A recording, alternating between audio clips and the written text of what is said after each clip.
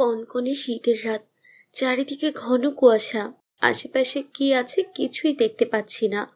এই অবস্থায় আমি আকাশকে কিভাবে খুঁজে বের করব? ওই তো আকাশকে দেখা যাচ্ছে। অবশেষে ওকে খুঁজে পেলাম।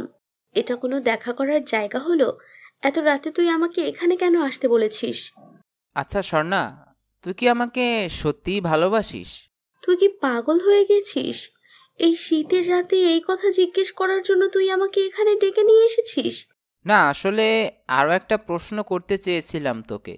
আরে যা জিজ্ঞেস করার তাড়াতাড়ি জিজ্ঞেস কর। লুকিয়ে বাড়ি থেকে বের হয়েছি।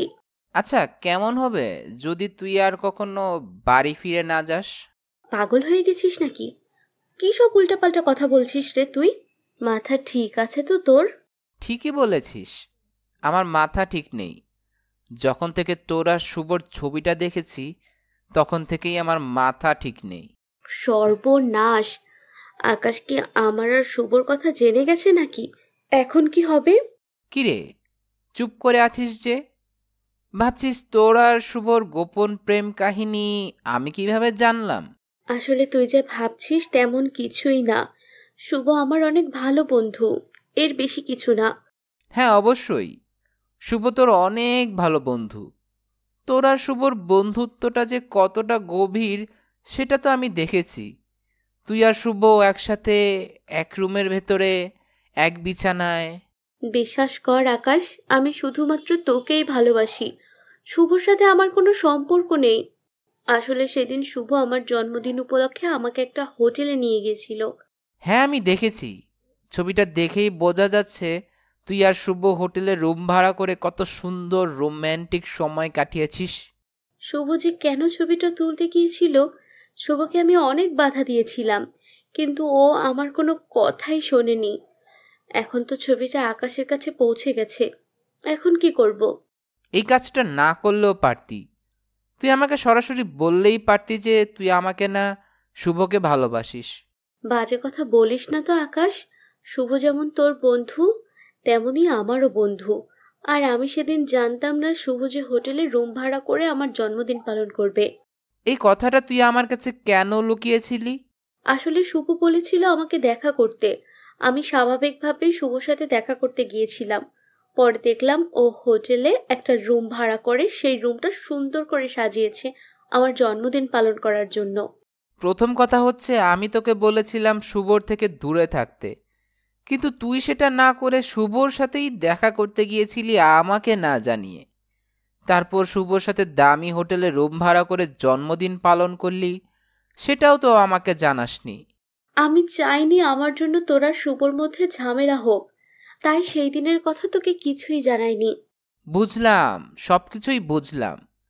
আমাকে না জানিয়ে শুভর সাথে হোটেলে রুম ভাড়া করে রোম্যান্টিকভাবে জন্মদিন পালন করা, এটা তো আমি জানতে পেরেছি ছবিটা দেখার পরে। জানি না তোরা আরো কত কি করেছিস। তুই কিন্তু এবার অনেক বেশি করছিস। শুভ শুধুমাত্র আমার বন্ধু, এর বেশি কিছুই না। হ্যাঁ, আমি তোকে জন্মদিন পালন করার কথাটা গোপন রেখেছিলাম। আমার ভুল হয়েছে, দয়া করে আমাকে মাফ করে দে। তুই এমন এক ভুল করেছিস যে ভুলের কোনো ক্ষমাই হয় না। আরে আমি কি এমন ভুল করেছি যেটা ক্ষমার অযোগ্য? শুভর সাথে হোটেলে গিয়ে জন্মদিনের কেক কেটেছি, এতে কি এমন ভুল হয়েছে? শুধু কি কেক কেটেছিস? তোর কি মনে হয় আমি বোকা, কিছুই বুঝি না? একটা ছেলে হোটেলে রুম ভাড়া করে সেই রুমে নিয়ে গেছে তোকে, তোদের মধ্যে সবকিছু হয়ে গেছে, তাই না রে? দয়া করে এইসব কথা বলিস না আকাশ। বিশ্বাস কর, শুভর সাথে আমি কিছুই করিনি। শুধুমাত্র জন্মদিনের কেক কাটার পরেই আমি বাড়িতে চলে এসেছিলাম। ঘটনা যদি এতটুকুই হতো তাহলে তুই আমাকে সব কিছু বলতি, কিন্তু তুই আমার কাছে ব্যাপারটা গোপন রেখেছিস। তার মানে তোরা শুভর সাথে গভীর একটা সম্পর্ক চলছে। এখন আমার মনে হচ্ছে তোকে ভালোবেসে অনেক বড় ভুল করেছি। যে সম্পর্কের মধ্যে বিশ্বাস নেই, সেখানে ভালোবাসা বেঁচে থাকতে পারে না। ঠিকই বলেছিস, তোর আর আমার মধ্যে ভালোবাসা বলতে কিছুই বাকি নেই। যা ছিল সবই তোর অভিনয়। তোকে এই অভিনয়ের জগৎ থেকে মুক্তি দিলাম। ভালো থাকিস।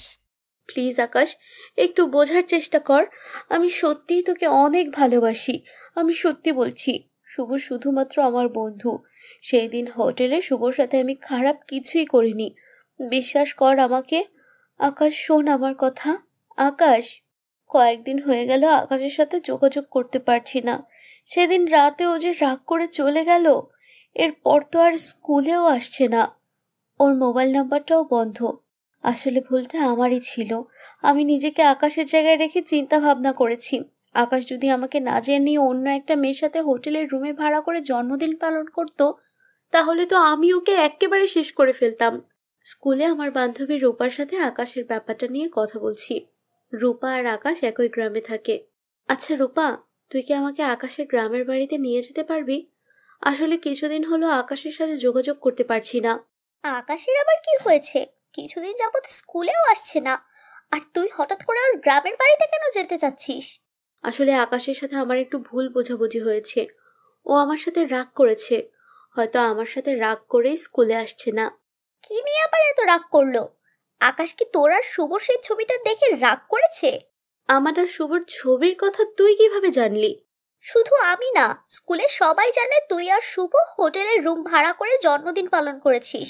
কারণ শুভ তো তোদের জন্মদিনের পালন করার ছবিটা স্কুলে ওর বন্ধুদের দেখিয়েছে, তারপর সেই ছবি সবার কাছে চলে যায়।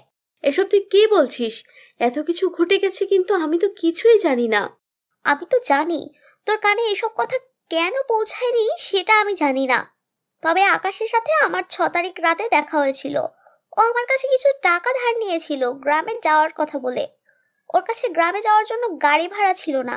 6 তারিখ রাতে আকাশ গ্রামে চলে গেছে? কিন্তু আকাশের সাথে তো 7 তারিখ রাতে আমার সাথে দেখা হয়েছে। 7 তারিখ রাতেই তো আকাশ আমাকে দেখা করতে বলেছিল। তারপর ওই রাতেই ওর সাথে আমার কথা কাটাকাটি হয়। কি জানি, আকাশের সাথে আমার শেষ দেখা হয়েছিল 6 তারিখ রাতেই। আর ও আমাকে বলেছিল গ্রামের বাড়িতে চলে যাচ্ছে। আমার বুকের ভেতরটা কেমন যেন খালি খালি লাগছে। আমাকে প্লিজ আকাশের গ্রামের বাড়িতে নিয়ে চল। আমার মনে হচ্ছে আকাশের গ্রামের বাড়িতেই আছে। আমার বান্ধবীর রূপাকে সাথে নিয়ে আকাশের গ্রামের বাড়ির পথে রওনা দিয়েছি।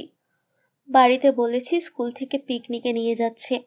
আর আকাশের গ্রামের বাড়ি এখান থেকে খুব বেশি দূরে না, 2 ঘন্টার রাস্তা। আর আমি তো আমাদের গাড়িতে করে যাচ্ছি, খুব বেশি সময় লাগবে না। তাছাড়া আমি তো আকাশের সাথে দেখা করেই চলে আসব। অবশেষে রূপাকে নিয়ে পৌঁছে গেছি আকাশের গ্রামের বাড়িতে। আমি তো কাউকেই চিনি না। রূপা বলল আমাদের সামনে দাঁড়িয়ে থাকা লোকটা নাকি আকাশের বড় ভাই। আমাকে দেখে আকাশের বড় ভাই বলল, তোমার নাম স্বর্ণা, তাই না? আকাশের মুখে তোমার কথা অনেক শুনেছি। আকাশ আমাকে তোমার ছবি দেখিয়েছিল, তাই তোমাকে চিনতে পারলাম। আজকে যদি আমার ছোট ভাইটা বেঁচে থাকতো, তাহলে তোমাকে এখানে দেখে যে কত খুশি হতো। ভাইয়া, আপনি এসব কি বলছেন? আকাশ বেঁচে নেই মানে? দয়া করে আমার সাথে মজা করবেন না। আমি জানি আকাশ আমার সাথে অনেক রাগ করেছে। আমি আকাশের সাথে দেখা করতে চাই। আমি তোমার সাথে মজা করছি না স্বর্ণা।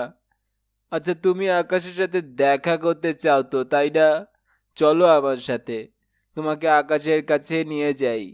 তারপর আকাশের বড় ভাই আমাকে একটা কবরের সামনে নিয়ে এসে বলল, এখানে আমার ভাই আকাশ শান্তিতে ঘুমাচ্ছে। এখন বিশ্বাস হচ্ছে তো তোমার?